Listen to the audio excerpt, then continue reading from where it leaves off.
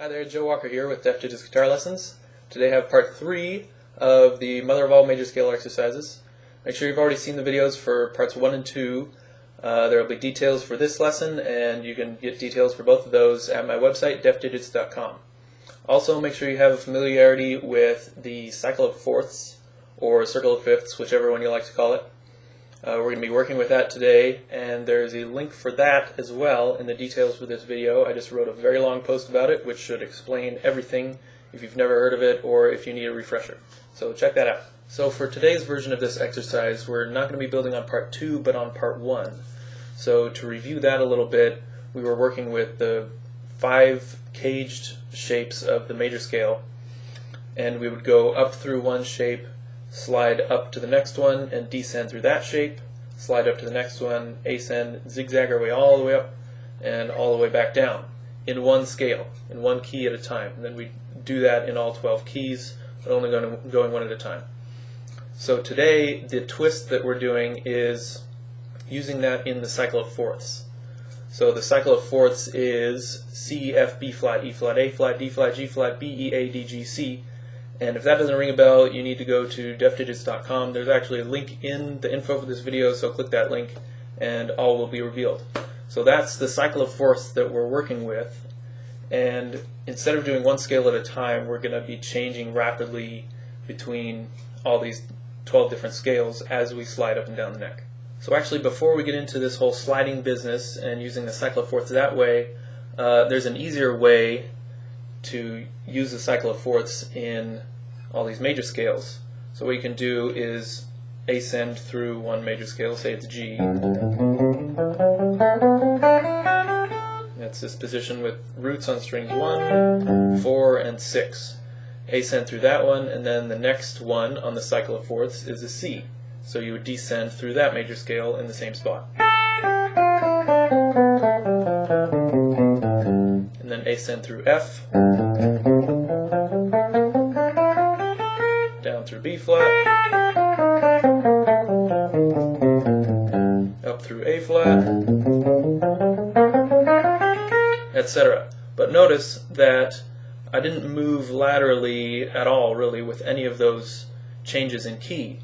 I ended up on A flat, that was the last one I did, and that position has roots on strings 1, 4, and 6. That whole shape is exactly 1 fret above where we started on G, roots on 1, 4, and 6.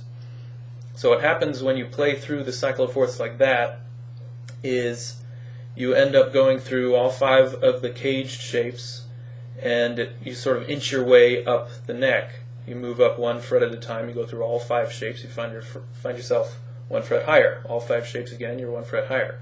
So that's one way to do it. If you've never done that, spend some time doing that, and say the name of the scale as you go through each one, like I was doing, G, C, F, B flat.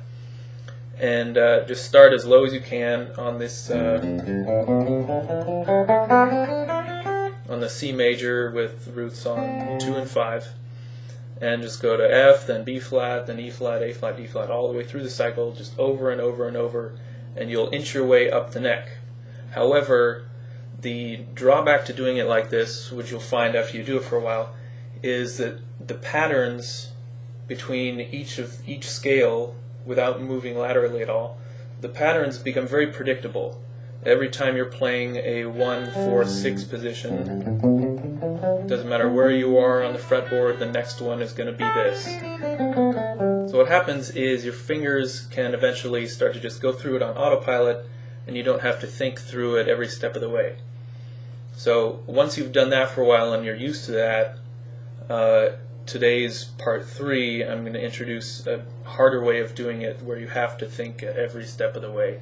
And it's kind of a pain at first, but it really gets you familiar with every single place you can play a major scale. So the way we do this is to combine the whole zigzagging and sliding routine from part 1 with this idea of shifting through the different keys in the cycle of fourths as we do it. So to start, you're going to go from the lowest note to the lowest position, like we've done before, from C major, ascend through that position, and from part 1 we would slide up to the 5th fret and descend through this position. Instead of coming down through C now, we're going to come down through F, the next key in the cycle of fourths. So F looks like this, but notice the highest note is on the 6th fret instead of the 5th fret. So we have to anticipate that as we're coming up that C major scale. Instead of sliding to fret 5, we're going to go all the way up to fret 6, the highest note in the F major scale. Come down through F, and then we would normally slide up to F here and play through that position, but instead we're going to shift to B flat, which is this. And now we shift up again, going to E flat.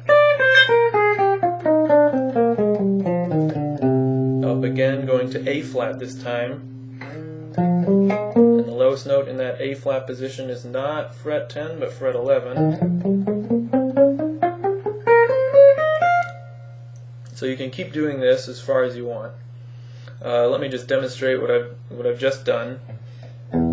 C, F, B flat, E flat, A flat, now D flat, and notice that D flat is exactly 13 frets, an octave plus 1 fret above where we started on C. It's the same shape, roots on strings 2 and 5.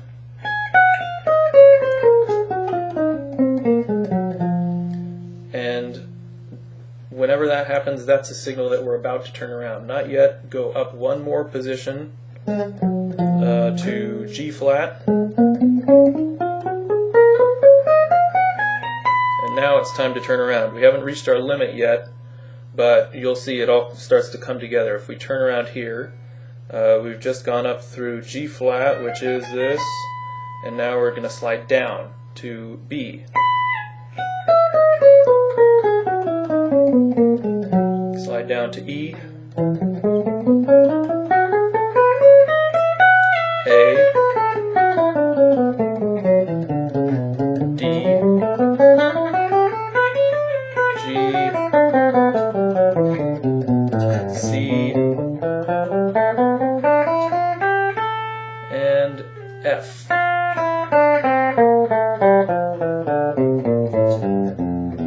So notice that when we hit that F there, that is one step forward from where we started at C on the cycle of fourths. So the whole thing is going to start over again with F as our lowest position. So we've just descended through F, you'd slide up and ascend through B flat. And you can keep going and going and going. Once you reach 13 frets above the lowest one that you had, in this case would be F sharp, G flat. Once you reach that G flat position with roots on 1, 4, and 6, that's the signal that you go up one more position and then turn around and come back, and you'll find yourself at B flat now as the lowest position. So you can see that you're going to have to go all the way up and all the way down, do this whole thing 12 times to be able to get every key in every position. And it's going to take a long time. It's going to take forever. Even when I'm playing it as fast as I can, it takes me 20 minutes, 20, 30 minutes. It's an awesome warm-up though, and it's very important that you say the name of every scale as you go through it and think about where the roots are. In order for this whole thing to come together properly, you're going to need 21 frets to be able to play the higher positions towards the end of the exercise. If you don't have 21 frets, if you can get to, say, the second to last position, second to the highest one, just play that one 3 times instead of once and turning around, and everything will work out. So to summarize this whole thing, you start at the top of the cycle of fourths in C major at the lowest place you can play that scale, which is at the nut, and you ascend through that one, slide up and descend through F major, slide up and ascend through B flat, E flat, A flat, etc., going around the cycle and sliding as you do it. So the key to getting everything just right is in where you decide to turn around and come back down the neck again. The highest position that you're playing should be, like I said, 13 frets plus one more position above the lowest position that you just played. So if you start on C major with roots on strings 2 and 5, the highest one you played should be this D flat, 13 frets up, plus one more position. So it should be G flat right around here, roots on strings 2 and 4. So if the lowest position you play is, say a G flat, right here, and then you zigzag up, shifting through the cycle every time, the highest position you play before you turn around should be that G flat, 13 frets up is a G here, and the next one would be a C here, roots on strings 1, 3, and 6. So if you just played that G flat and you zigzag up through the cycle, the highest one is this C. In other words, every time you go up the neck, you're going to shift 6 times. So you'll play your lowest one, shift, and go up one on the cycle of fourths, shift, go up one on the cycle of fourths, those 2 shifts. So you'll go 3, 4, 5, 6, and that's your highest one. Then you turn around and come back down again. And when you reach the bottom again, you should be 1 notch farther in the cycle of fourths from the lowest one you played last time. So hopefully that all makes perfect sense. If not, just leave a comment and I'll clear it up for you. Also stay tuned for part 4, the culmination of our epic journey here. Make sure you subscribe to my YouTube channel so you don't miss it. Also head over to deafdigits.com. I've got more details on this lesson and all my other lessons, and plenty of articles there on all kinds of stuff about guitar. And that's it for today. Happy plunking. See ya.